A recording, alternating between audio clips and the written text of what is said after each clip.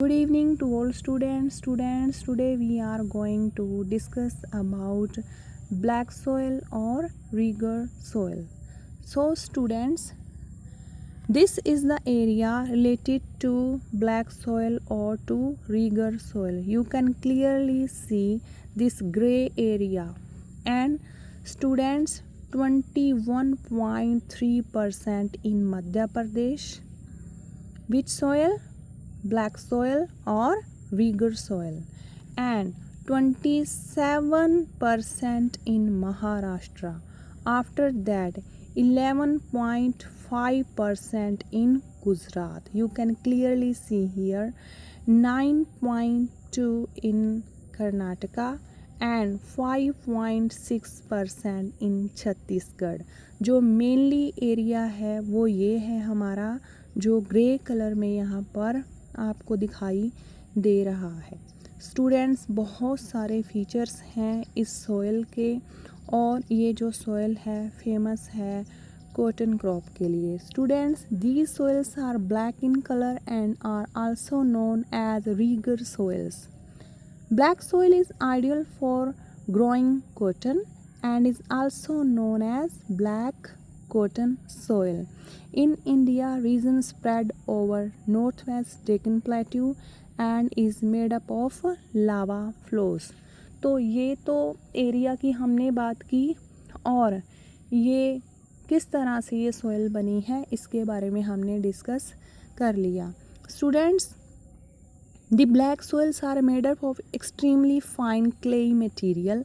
They are well known for their capacity to hold moisture. इसकी सबसे बड़ी खूबी ये है कि ये जो सॉइल है ये अपने अंदर बहुत बड़ी मात्रा में मॉइस्चर को रखती है. दैट्स वाई कि इसमें जो कॉटन की फसल है वो अच्छे से पनप पाती है. इसके अलावा in addition they are rich in nutritions. जितने भी न्यूट्रिशंस कॉटन की फसल को चाहिए वो सारे ही गुण इसमें मौजूद हैं.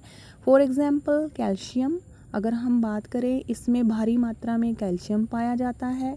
इसके अलावा carbonate, magnesium, potash and lime, जो कि इसेंशियल हैं कॉटन के लिए. ये सारे के सारे न्यूट्रिशंस किस में हैं स्टूडेंट्स? ब्लैक सॉइल में. इसके अलावा black soil is good in moisture and hence is very suitable for growing cotton. Many crops can be grown in black soil. हम ये कहेंगे कि इस जो ये हमारी ब्लैक सॉइल है इसमें सिर्फ और सिर्फ हम कॉटन की फसल नहीं, और भी बहुत सारे हमारे क्रॉप्स हैं जो हम इसमें ग्रो कर सकते हैं. For example wheat can be grown in black and loamy soil. इसके अलावा तीसरे नंबर पे हमारी यहाँ पे फसल आएगी टोबैको. इसके अलावा ऑयल सीड्स. पाँचवें नंबर पे है हमारा ज्वार.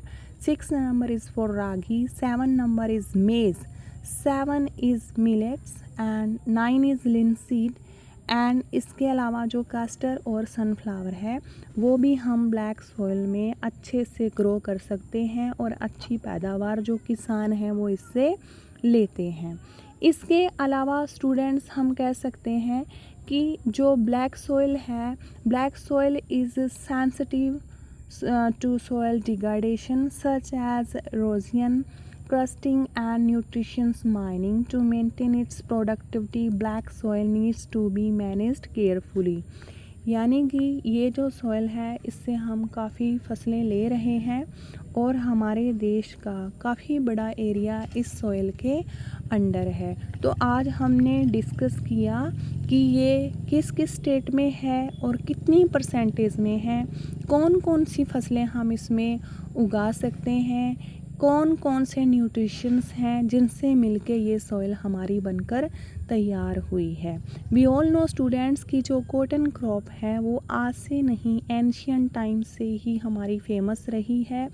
हमारा जो देश है इस फसल के लिए जाना जाता है, और ये जो क्रॉप है वो एक यूँ कहिए कि जो अब हमारा देश कॉलोनियल था उस टाइम भी इसी वजह से था, क्योंकि जो ब्रिटिशर थे वो यहाँ से जो कॉटन है उसको ग्रो करवाते थे और उसको एक्सपोर्ट करते थे, जिससे कि उनको बहुत ज़्यादा बेनिफिट होता था, उनको प्रॉफिट होता था।